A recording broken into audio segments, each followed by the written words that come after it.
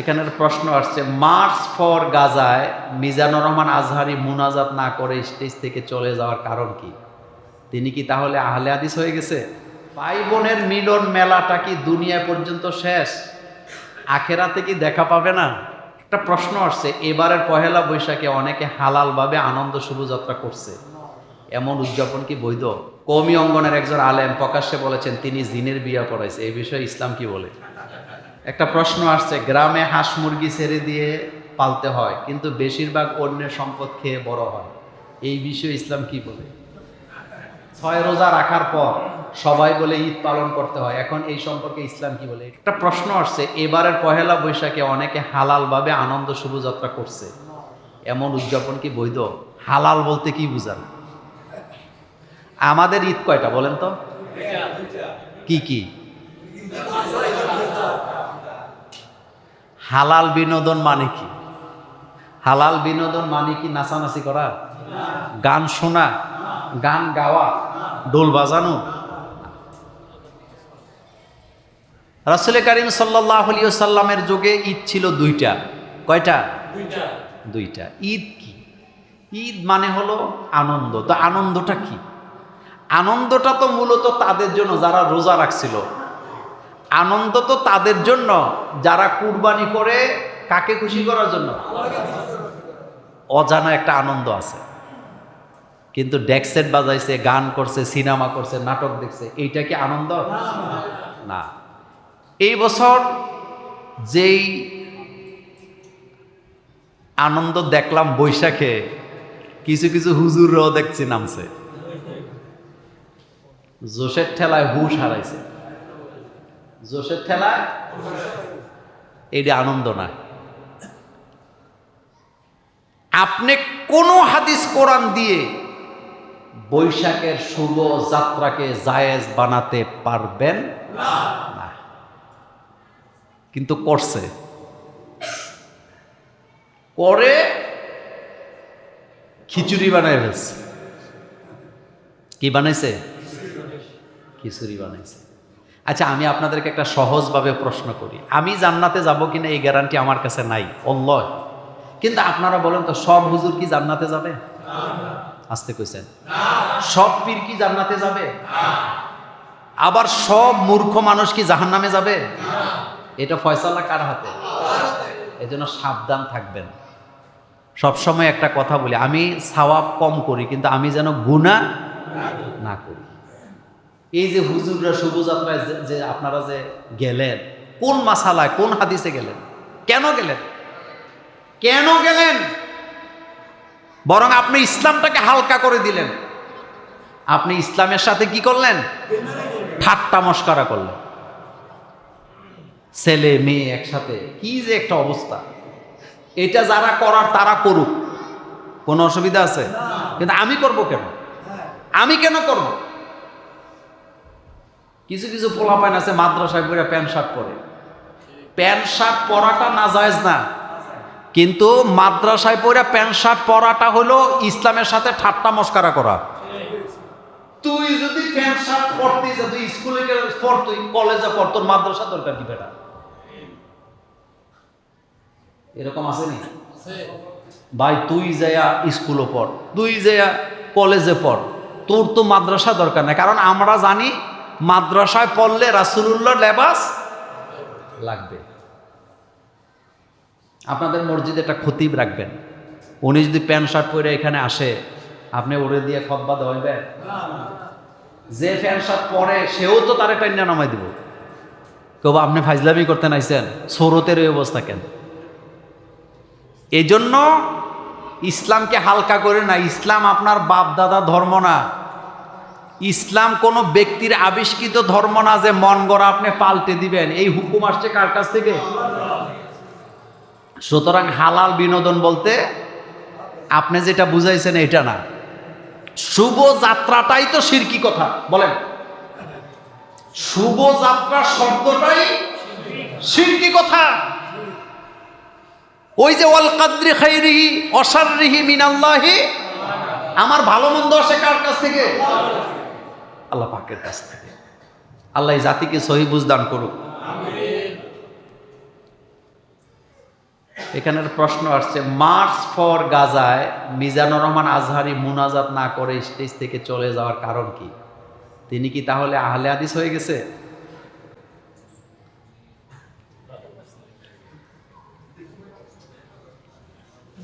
মুনাজাত দিছে তো, অর্ধেক দিছে, কথা কয় না, কদ্দুর দিছে? আচ্ছা আপনারা বলেন তো, আপনাদের নিরাপত্তাটা যদ্দূর, আজহারির নিরাপত্তা কি তদ্দূর না আরো বেশি দরকার? মিজানুর রহমান আজহারি বর্তমানে চলতেছে আকাশ দিয়া। আপনি মাটি যে বৈশা বৈশা তার ভুল ধরার আছেন, সে চশমা কি পড়ছে, কোন কোম্পানির চশমা পড়ছে, হে মুনাজাত দিছে কি দিছে না, তো আপনি নিজের সমালোচনা না আগে করবেন, হেরে নিয়ে টানাটানি করেন, ও তো চলতেছে আকাশ দিয়ে, আপনি তারে পাবেন কই? শোনেন, মিজানুর রহমান আজহারি এমন একজন আলেম যাকে সারা পৃথিবী চিনে, নিয়ে সারা দুনিয়া চিনে, তোমার কাটা চিনে বেড়া। মার্চ ফর গাজার নেতৃত্ব মিজানুর রহমান আজহারি দেওয়ার কারণেই ইসরায়েলের সমস্ত জাতীয় পত্রিকা নিয়ে এটা নিয়ে রিপোর্ট করছে। তুমি কেউ কেউ করলে কোনো লাভ হবে না।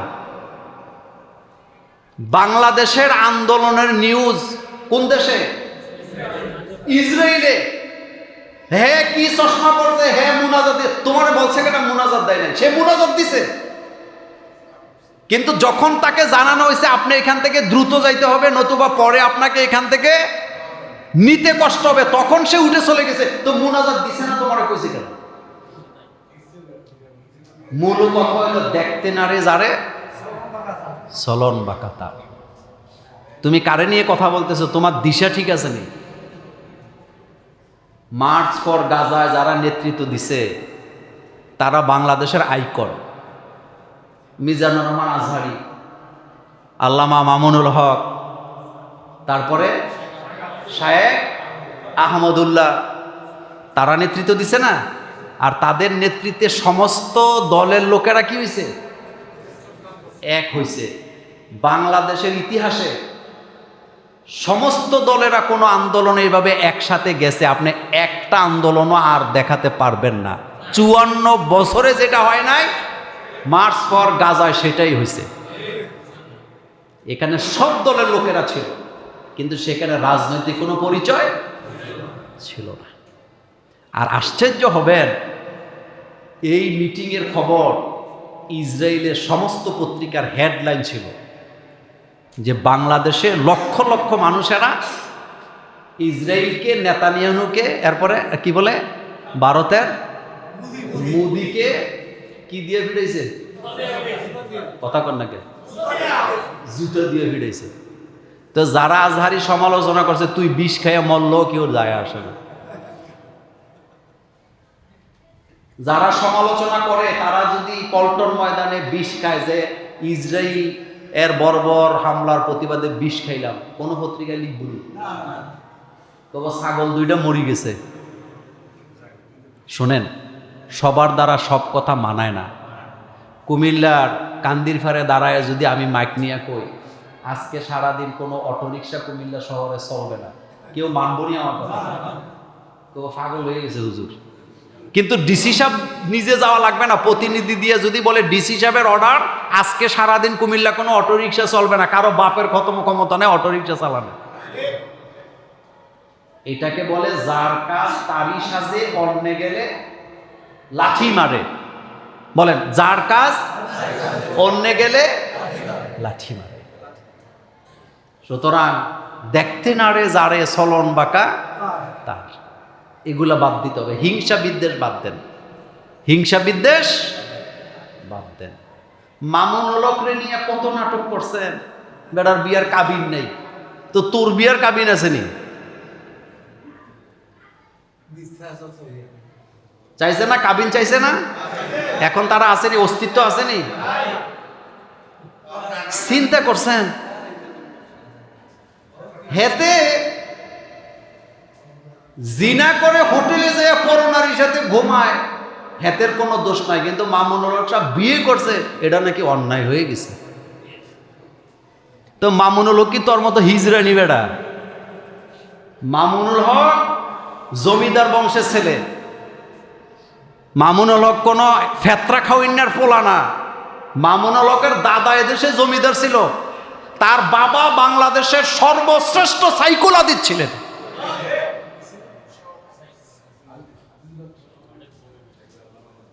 আল্লামা আজিজুল হকের সাথে তুই 14 গোষ্ঠী বেটা হেতার জুতা জুতা বাস করে দেওয়ার যোগ্যতা তোদের নাই। তুই বেটা মামুনুল হকের সমালোচনা করস।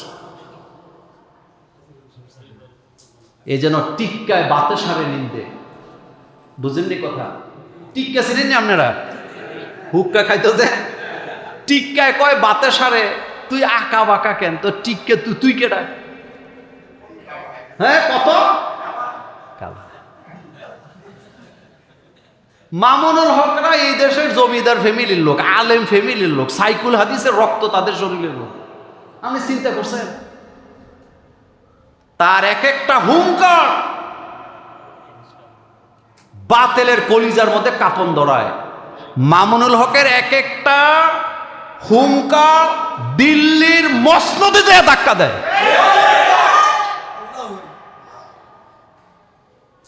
সুতরাং আলেমদেরকে ভালোবাসবেন, ফাও কথা নিয়ে নাচানাচি করবেন না। কওমি অঙ্গনের একজন আলেম প্রকাশ্যে বলেছেন তিনি জিনের বিয়া পড়াইছে। এই বিষয়ে ইসলাম কি বলে? না, এটা শোনেন, এটা উনি বলছে, কেন বলছে এটা উনি জানে। তবে আমার মনে হয় দুইটা বিষয় এখানে কাজ করে। একটা বিষয় হলো, উনি যদি জিনের বিয়ে পড়ায় থাকে, আমার আপনার কোনো অসুবিধা আছে? আসতে কইছে কোনো অসুবিধা আছে? এদেশে হাজার হাজার জিনের বাসা বাস করে, এদেশে হাজার হাজার কবিরাজারা জিন নামায়, জিন উড়ায়, তাদের নিয়ে আপনার কথা নাই। কিন্তু উনি একটা কথা বলছে, আপনার যদি এটা বিশ্বাস না হয়, এটা কি বিশ্বাস করা ফরজ? একজন আলেম বলছে আমি জিনের বিয়ে পড়াইছি, এটা কি বিশ্বাস করা ফরজ? এটা নিয়ে ওনার সমালোচনা করে লাভ কি? তবে আমার কাছে মনে হয় উনি হয়তো এটা স্বপ্নে দেখছে, বয়স হয়েছে তো বলে ফেলছে। তবে সব কথা বিজ্ঞান দিয়ে প্রমাণ করা জরুরি না। কবরের আযাব আপনি কি বিজ্ঞান দিয়ে প্রমাণ করতে পারবেন? মৃত্যুর যন্ত্রণা আপনি কি বিজ্ঞান দিয়ে প্রমাণ করতে পারবেন? হ্যাঁ, পারবেন? অনেক কিছুই বিজ্ঞান দিয়ে প্রমাণ করা যায় না। বিজ্ঞান তো একসময় জিনদেরকে অস্বীকার করত। যখন বিজ্ঞানের ঘরে ঘরে ঢুকছে জিন, এখন কয় না জিন আছে। শোনেন, আমেরিকাতে অসংখ্য পরিত্যক্ত বাড়ি পাবেন যেখানে মানুষ বাস করতে পারে না জিনের কারণে। আপনি গুগলে ঢুকে হান্টিং বলেন, কি বলছি, একটা অনুষ্ঠান আছে ডিসকভারি, আপনি দেখবেন আমেরিকাতে অসংখ্য বাড়িতে জিন বাস করে, জিনের যন্ত্রণা মানুষ থাকতে পারে না। আমেরিকার এরা আগে বলতো জিন বলতে কিছু না, এখন কেন জিন আছে, তাদের যন্ত্রণায় বাড়িতেই থাকতে পারে না। তো সবকিছু বিজ্ঞান দিয়ে প্রমাণ করার দরকার নাই। উনি একজন মুরব্বী আলেম, বড় মাপের আলেম, ওনার কথাকে আপনি সম্মান দিবেন। আপনার বিশ্বাস না হলে বিশ্বাস করবেন না, আর বিশ্বাস হলে আপনি বিশ্বাস করবেন। এটা বিশ্বাস না করলেও আপনার ঈমান যাবে না। কিন্তু আলেম নিয়ে সমালোচনা করে, উনি তো বড় মাপের আলেম। আমি একজন ওস্তাদের কাছে পড়তাম, ওস্তাদ তিনি রাতের বেলা জিন পড়াইতেন এবং সকল ছাত্ররা এটা বিশ্বাস করত, আমিও বিশ্বাস করতাম। এবং বিশ্বাস করার কিছু কারণও নিজের চোখে দেখছি। এখন বাকিটা জানে কে? আল্লাহ। আমার ওস্তাদ মারা গেছে, আল্লাহ জান্নাত দান করুক। আমি নিজে দেখছি ওনাকে রাতের বেলা উনি মাস্ক করাইতেছে, উনি পড়াইতেছেন। তো উনি কারে পড়াইতেন? উনি সারা রাত কেন জাগ্রত থাকতেন? এবং সকালবেলা দেখতাম ওনার চোখ মুখ কি হয়ে আছে, লাল হয়ে আছে। কাউমি মাদ্রাসা পড়তাম তখন, বেশি দূরে না, আমাদের কুমিল্লা জেলার ঘটনাই। উনি রাতের বেলা জিনকে পড়াইতেন। আমার গ্রামের মানুষ, অসংখ্য মানুষ দেখছে, টের পাইছে উনি জিনেরে পড়ায়। তো এটাকে আজগুবি নাকি? আমি তো দেখছি উনি পড়ায়, উনি মাস্ক করাইতেছে। সকালবেলা ফজরের সময় দেখতাম চোখ মুখ লাল হয়ে আছে। এটা হইতেই পারে। রাসূল সাল্লাল্লাহু আলাইহি ওয়াসাল্লাম জিনদেরকে ঈমান আনাইছে না? আসেনি? মদিনাতে এখনো একটা জায়গা আছে যেখানে গাড়ি থামায় রাখলে উল্টা চলে, চলেনি? তো বিজ্ঞান এটার কোনো প্রমাণ করতে পারবে যে কেন এই ঘটনা ঘটে? আমি সেখানে গেছি, পানি ঢেলে দিলে যাওয়ার কথা নিচের দিকে, পানি চলে যাওয়া উপরের দিকে। তো আপনি বিজ্ঞান দিয়ে এটা প্রমাণ করেন, জিনিসটা কি? সব কথা বিজ্ঞান দিয়ে প্রমাণ করা যায় না, কিছু জিনিস মানতে হয়। জিনের সাথে মানুষের একটা সম্পর্ক কি আছে? আচ্ছা বলেন তো, জিনদেরকে বিশ্বাস না করলে ঈমান আছে না গেছে? আসতে কর ঈমান থাকবো না আপনার? মিনাল জিন্নাতি ওয়া মা খলাকতুল জিন্না ওয়াল ইনসা ইল্লা লিয়াবুদুন। আল্লাহ বলতেছে আমি জিন আর মানুষকে তৈরি করেছি আমার গোলামি করার জন্য। তো একজন আলেম যদি জিনের বিয়ে করা থাকে, আমার সমস্যা কি? এই জন্য কিছু একটা পাইলে লাফালাফির দরকার না, বিজ্ঞান দিয়া সব। ফেসবুক চালাইয়া বিজ্ঞানী হইয়া সব বুঝছেন না, সম্মান করেন।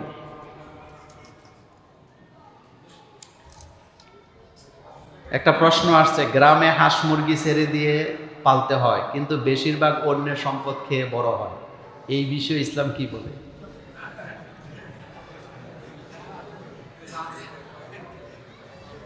এটা শোনেন, আল্লাহ পাক জাররা জাররা হিসাব নিবে না? ফামাইয়া আমাল মিসকালা জাররাতিন খায়রান ইয়ারা ওয়া মাইয়া আমাল মিসকালা জাররাতিন শাররান ইয়ারা। জাররা জাররা হিসাব নিবে। সুতরাং আপনি হাঁস মুরগি গরু ছাগল লালন পালন করেন, কোনো সমস্যা নাই, কিন্তু আপনার দ্বারা যেন অন্যের কি না হয়। কিছু কিছু মানুষ আছে বাড়ির পাশে জমিটা কিনতে চায়, কিন্তু জমিওয়ালা বিক্রি করে না। এখন এটারে বেচার জন্য হেরে অতিষ্ঠ করে। কি করে? অতিষ্ঠ কি? গাছ লাগাইয়া ডালাগুলি এটার উপরে দেয়। এমন ভালো মানুষ বাংলাদেশে নাই। এরপরে হাঁস মুরগি ছেড়ে দেয়। তো জমিওয়ালা যখন দেখে যে এখান থেকে ফসল আনার আর কোনো সুযোগ নেই, পরে বাধ্য হয়ে কয় ভাই যা, তোর কাছে এটা বেচলাম। এই রকমের অসাধু মানুষ আমাদের বাংলাদেশে নাই। শোনেন, নবীরা বকরি চড়াইতেন মরুভূমিতে বা খোলা ময়দানে, যেই জমিনের মালিকানায় কেউ নাই। আর আমরা গরু ছাগল ছাইড়ে দিয়ে রাখি আরেকজনের জমি, মানুষের ফসল খায়, কিছু বললে আবার উল্টা কি করে? গালাগালি করে। এরকম আসেনি?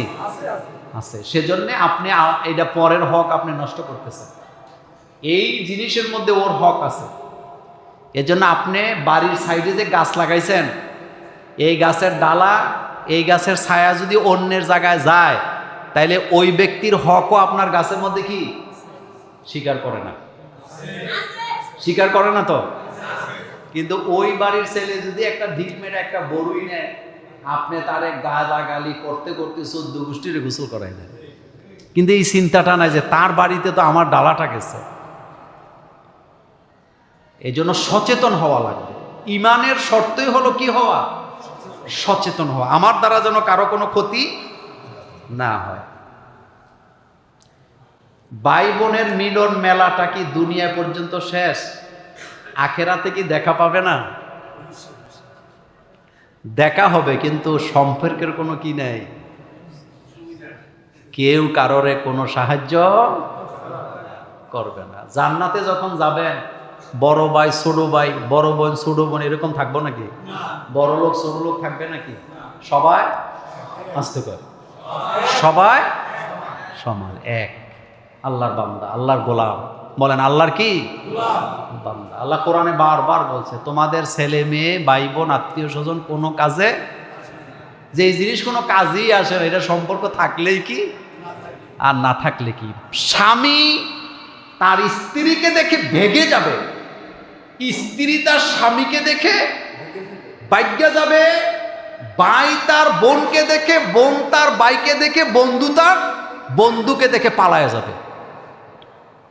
কেউ কারো কোনো সাহায্য করতে আসবে না। ভালোবাসাটা দুনিয়ায় শেষ। এই ভালোবাসা দিয়ে আখেরাতে কোনো কাজে, যদি আখেরাতে কাজে আসতো তাহলে নবীরা তাদের মা বাপ 14 গোষ্ঠীর জান্নাতে নিয়ে চলে যেত। কথা কন না কেন? এক কথায় বলেন, ইব্রাহিম আলাইহিস সালামের আব্বা ইব্রাহিম নবীরে দিয়া জান্নাতে যাইতে পারবে? পারবে নাকি? নূহ আলাইহিস সালামের ছেলে কেনান, নূহ আলাইহিস সালামের পরিচয় দিয়ে জান্নাতে যেতে পারবে? পারবে না। হযরত ইউসুফ আলাইহিস সালামের ভাইয়েরা ইউসুফ আলাইহিস সালামের দিয়ে জান্নাতে যেতে পারবে? এই সম্পর্কের কোনো কি নাই, মর্যাদা নাই, দাম নাই। জান্নাত এমন এক জিনিস, মিম্মা ইয়াশতাহুন, যা চাইবেন, কথা কয় না, যা চাইবেন তাই পাবেন।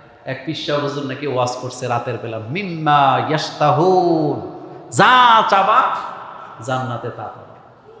তো ওনার এক মুরিদ হুক্কা খাইতো, ডাবা, ডাবা চেনেন তো? মুরিদ যায় বলতেছে, হুজুর একটা প্রশ্ন ছিল। কয় কি প্রশ্ন? কয় হুজুর জান্নাতে হুক্কা পাওয়া যাবে না। হুজুর বলছে তুমি যদি হুক্কা চাও তা আল্লাহ তো দিবেই, যেহেতু আল্লাহ ওয়াদা করছে। তবে জান্নাতে এত ভালো ভালো নিয়ামত থাকবে, হুক্কার কথা তোমার মনে কখনো আসবেই না। একটা প্রশ্ন আসছে, এটা আগে 6 রোজা রাখার পর সবাই বলে ঈদ পালন করতে হয়, এখন এই সম্পর্কে ইসলাম কি বলে? এটা একটা ফাত্রা কথা, এটা হলো ভুয়া ভুয়া কথা, জাল কথা। এই কথার কোনো ভিত্তি নেই। রাসূল বলছেন, যে ব্যক্তি রমজানের রোজার পরে শাওয়ালে 6টা রোজা রাখে,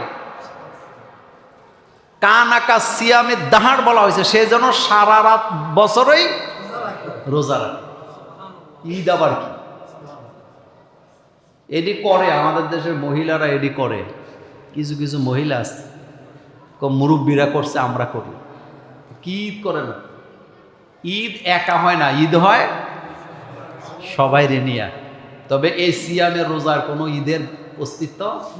আর একটা কথা বলে দেয়, কষ্ট পেয়েন না, আমাদের দেশে কোরআন খতম করে মহিলারা, হাদিসে আসছে যে কোরআন তেলাওয়াত করে কিন্তু মুনাজাত করার সময় পায় না, আল্লাহ মুনাজাতকারীর চাইতে তেলাওয়াতকারীরে বেশি দিয়ে দেয়। সুবহানাল্লাহ। কি দিয়ে দেয়? আমাদের দেশে কোরআন তেলাওয়াত করে কষ্ট করে মা বোনেরা হাদিয়া খায় মসজিদের হুজুরে। কারণটা কি জানেন? কারণ হলো মহিলাদের বিশ্বাস, উনি যে কোরআন খতম করছে এটা দোয়াটা উনি করতে পারে না, বা উনি করলে এটা কবুল। এই জন্য 100 টাকার নোট একটা দিয়ে কয় হুজুরে দিয়ে কইয়ের দোয়াটা বক্সায় দিতে। মা গো, তোমার দোয়া হুজুরে বক্সানোর দরকার নাই, তুমি কোরআন তেলাওয়াত শেষ করে আল্লাহর দরবারে নিজের মুখ দিয়া যা যা বলার দরকার তা যদি বলো, আল্লাহ দরবারে সেটা ডাইরেক্ট কবুল হয়ে যাবে। যে মহিলারা স্বামীর থেকে সারি আদায় করতে পারে, মা বাপের থেকে আলাদা করতে পারে, যেই মহিলারা সংসারের মধ্যে ভেজাল লাগাই দিতে পারে, স্বামীটারে পুরা কবজা করতে পারে, সেই মহিলা নাকি আল্লাহর কাছে মুনাজাতে চাইতে পারে না। আপনি চাইবেন কার কাছে? আল্লাহ কি ভাষা বুঝে না? আল্লাহ কি মানুষের ভাব বুঝে না? তা আপনি হুজুরে টাকা দিচ্ছেন কিতেন? আবার মনে মনে কইেন না যে হুজুরে আমাদের দাওয়াত বন্ধ করে, তুমি আবার রাগ করো না। রাসূল সাল্লাল্লাহু আলাইহি ওয়াসাল্লাম শুধু হাদিয়া নিতে আসেন নাই, হাদিয়া রাসূল দিছেন। রাসূল বলছে হাদিয়া দাও, ভালোবাসা কি বাড়াও। আপনি এমনিতে দিবেন হাদিয়া, আমি আপনাকে এমনিতে দিব, কোনো অসুবিধা আছে?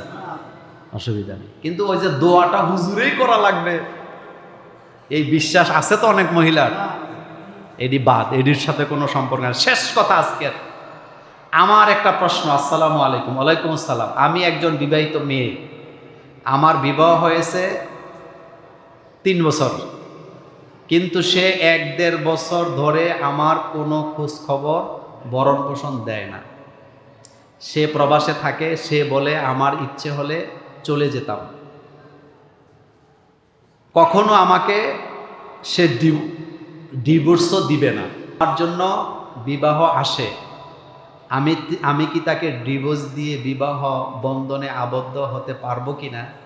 আর যদি বিবাহ বন্ধনে আবদ্ধ হতে হই তাহলে আমার ইদ্যত পালন করতে হবে কিনা? এটা একটা দুঃখজনক কথা। তুমি যদি স্ত্রীর ভরণ পোষণ না দাও, তোমার বিয়ে করার দরকারটা কিছু। এরকমের অনেক অপদার্থ পুরুষ আছে, বউরে তালাকও দেয় না, আবার খোঁজ খবরও, মানে তার চিন্তা কি জানেন? তার চিন্তা হলো তোরে আর দুনিয়ার মজা নিতে আমি দেব না। তো তুমি তো আল্লাহর বান্দির হক থেকে তাকে কি করলা, বঞ্চিত, তোমাকে আল্লাহর দরবারে আসামি হতে হবে। নাম্বার 2, কোন স্বামী যদি তার স্ত্রীর খোঁজখবর না নেয় আর এই ধরনের হুমকি দেয়, ইসলামের আইনে এবং বাংলাদেশের কাবিননামা যেটা মুসলিম পারিবারিক আইনে প্রত্যেক নারীকে বিয়ের সময় এই অধিকার দেওয়া আছে, এটা ক্ষুণ্ণ করার কোনো রাস্তা নাই। সেটা হলো একজন স্ত্রী তার স্বামী যদি তার খোঁজখবর না নেয়, মানসিক যন্ত্রণা দেয়, শারীরিক যন্ত্রণা দেয়, কষ্ট দেয় অকারণে বিনা কারণে, তাহলে সে তার নিজের উপরে তালাক দিতে পারবে। একটা কথা মনে রাখবেন, মহিলারা তালাক দিতে পারে না, তালাকটা চাইতে পারে। বলেন তো কি বলছি? তালাকটা চাইতে পারে। এজন্য মহিলারা, আমাদের আইন এবং ইসলামের আইন হলো একজন নারীকে অধিকার দেওয়া হয়েছে, সে তার স্বামীর কাছ থেকে তালাক চেয়ে নিয়ে চলে গিয়ে অন্যত্র বিয়ে করতে পারবে। এটা কাবিননামার 18 নম্বর কলমে এটা আছে। কয় নম্বর? এখন আপনি কইবেন যে আমি এটা না জানি না সই দিছি, এটা হলো আপনার আরেকটা চালাকি। না জানি না সইটা এটা বাধ্য। আপনি আপনার স্ত্রীকে বিয়ে করছেন মানে আপনি কি তাকে দাসী কিনে আনছেন নাকি? অবশ্যই না। তাইলে আপনার স্বামী যদি আপনার খোঁজ খবর না নেয়, আপনি তার থেকে তালাক নিয়ে চলে যেতে পারবেন। এটা কাজী অফিসে যাইয়া যেভাবে নোটিশ করার দরকার, যেভাবে আছে আইন, আপনি সেভাবে তার থেকে তালাক নিয়ে যাবেন। তালাকের পরে আপনি অবশ্যই ইদ্যত পালন করবেন। তালাকের পরে ইদ্যত পালন করতে হবে। ইদ্যতটা কয় মাস? অর্থাৎ 3 হায়েজ। বলেন ইদ্যতটা কেন? ইদ্যত হইল, ইদ্যতের 2টা কারণ বলে দেই। কয়টা? একটা হলো এই মহিলাটা একটা পুরুষের সাথে এতদিন সংসার করছে, ওই পুরুষটার কথা, বাচনভঙ্গি, শব্দ, শারীরিক গঠন ওই মহিলার ব্রেনে আসে না? তো সে যদি এক্ষুনি তালাক দিয়ে এখনই বিয়ে করে, তাহলে তার আগের স্বামীর বাচনভঙ্গি, কথাবার্তাগুলো তার ব্রেনে এখনো আসেনি। তো সে দ্বিতীয় স্বামীর সাথে যা যা করতে যাবে, এখন ওইগুলো আবার মাথায় এসে কি দিবে? ধাক্কা দিবে।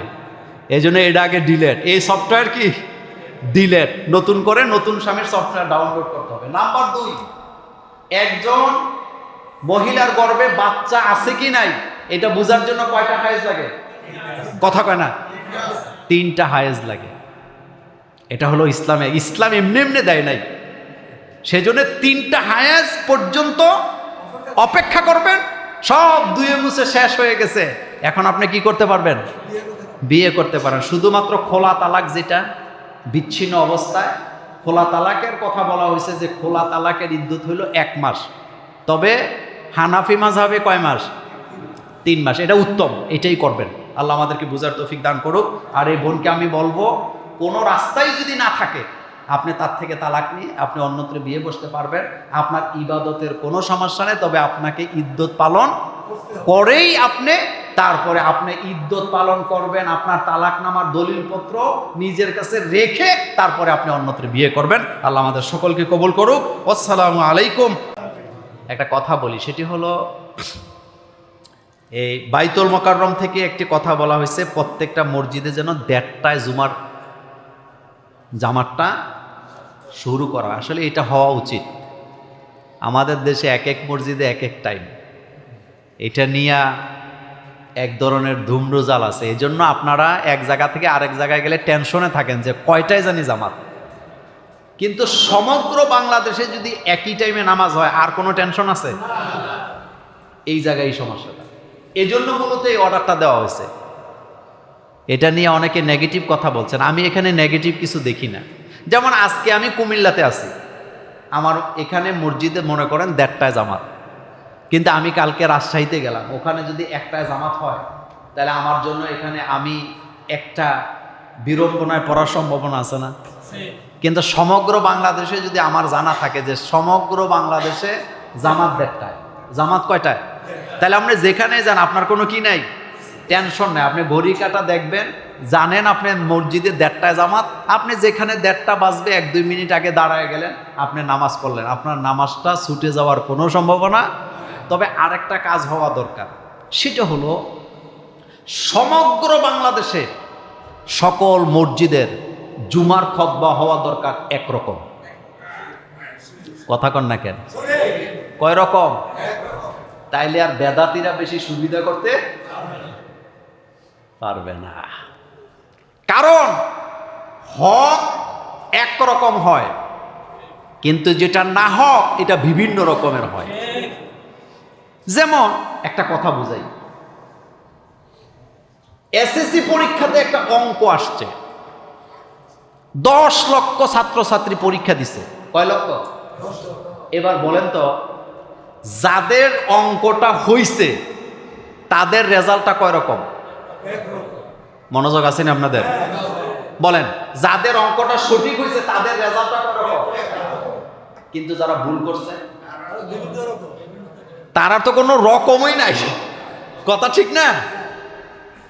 এজন্য সমগ্র বাংলাদেশে খুতবা যদি একরকম হয় এবং সেই খুতবা যদি হয় আল্লাহ আল্লাহ রাসূলের কথা দিয়ে সাজানো, তাহলে কোনো খতিব মন গড়া কথা বলতে পারবে না, আর আমাদের মধ্যেও কোনো দ্বিধাদ্বন্দ্ব সৃষ্টি হবে না। যদি আইন করা হয়, কথা বলতে হবে কোরআন হাদিসের দলিল দিয়ে, তোমার বাপের দলিল চলবে না। তখন বিপদ আছে না নাই? বিপদ আছে। যার কারণে দেখবেন কিছু কিছু মসজিদের খতিব এমনও আছে 40 বছর আগে যেই খুতবা শুরু করছে এটা এখনো চলে। এরকম বোধহয় আপনারা দেখেন নাই।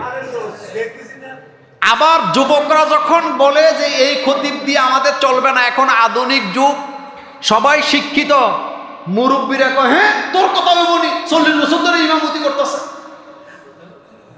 এরকমের মুরব্বী বাংলাদেশে নাই। এই জন্য মাঝে মধ্যে দোয়া করবেন যে তারা যেন মরি যায়। কিছু কিছু মানুষ না মরলে সমাজ শান্তি হয় না, এটা এমনি বলছি আর কি। আবার মনে করে না যে হুজুর তো মৃত্যু কামনা করতেছে, আমি এটা বলি না। আচ্ছা বলেন তো, 40 বছর ধরে যে একটা লোক ইমামতি করলো তাকে রাখতে হবে এইরকম কোরআন হাদিসের কোনো কথা আছে? তা আপনি যে বলতেছেন যে 40 বছর ধরে হ্যাঁ ইমামতি করে, 40 বছর ধরে আমাদের জুমুরে সে কি করে, জুমার খুতবা দেয় মোল্লা নাজিম, তারে বাদ দেওয়া যাবে না, তা আপনার কথা কি সঠিক? না। পৃথিবী আগে যেতেছে, আপনি পিছিয়ে যাইতেছেন, কারণটা কি? পৃথিবী যেমন আগে যাবে আপনাকেও গতির সাথে আপনি চলতে হবে না? তো আপনি গতিকে বাদ দিয়ে আপনি চলবেন কিভাবে? শুনেন, নদী পাড়ি দেয় না, নদী গোমতী নদী মনে করেন পাড়ি দেয় না, আমার দিকে তাকান, নদীর স্রোত বাটির দিকে যায়, দুইটা ছেলে নদী পাড়ি দিবে, কে আগে যাইতে পারে? কথাটা বুঝছেন? যেই ছেলেটা টার্গেট নিবে যে আমি সোজা নদীটা পাড়ি দিব, সে কখনো ফার্স্ট হতে পারবে না। কিন্তু সে যদি এই চিন্তা করে যে স্রোত যেদিকে, আমি একটু আর করে স্রোতের দিকে ছুটবো, তাহলে সে ফার্স্ট হবে না সেকেন্ড হবে? আমি বুঝাইলাম, গতিকে বাদ দিয়ে আপনি চলতে। যেমন একটা সময় মোবাইল ছিল না, আমাদেরও দরকার হয়নি, মানুষ মরত 2 জনরে পাঠাইতো। কয়জন মনে আছে নি? কয়জন? হয়তো যা তুই মৃত্যুর খবর, একজন লইয়া যাইস না, 2 জন যা। এখন আর মৃত্যুর খবর দেওয়ার জন্য যাওয়া লাগেনি, কি দেন? তা আপনি যদি বলেন আমার মোবাইলটা দরকার, আপনি তো চলতেই পারবেন না। এই জন্য আমাকে আপনাকে গতি বাদ দিয়ে চলার কোনো সুযোগ নেই, এ কথাটা মনে রাখবেন।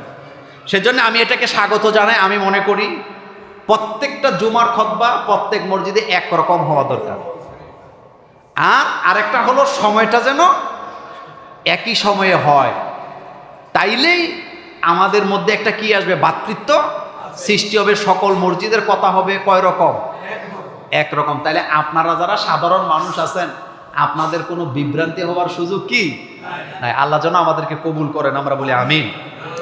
আচ্ছা, এখন কয়েকটা প্রশ্নের জবাব দেই।